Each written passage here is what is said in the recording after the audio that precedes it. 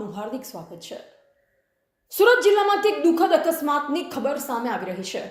કોસંબાથી highway તરફ જતા માર્ગ પર બેફામ હાઈવા ચાલકે અનેક લોકોને અડફેટે લેતા ભારે હાહાકાર મચી ગયો છે। આ અકસ્માતમાં 3 લોકોના મોત નીપજ્યા હોવાનું જાણવા મળી રહ્યું છે।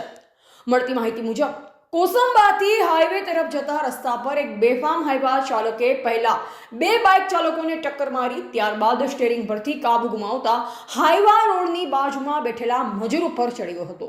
આ ઘટનામાં એક મહિલાનું સ્થળ પર જ કરુણ મોત નીપજ્યું હતું, જ્યારે બાઇક પર સવાર ઇજાગ્રસ્તોને તાત્કાલિક હોસ્પિટલમાં સારવાર માટે ખસેડવામાં આવ્યા છે।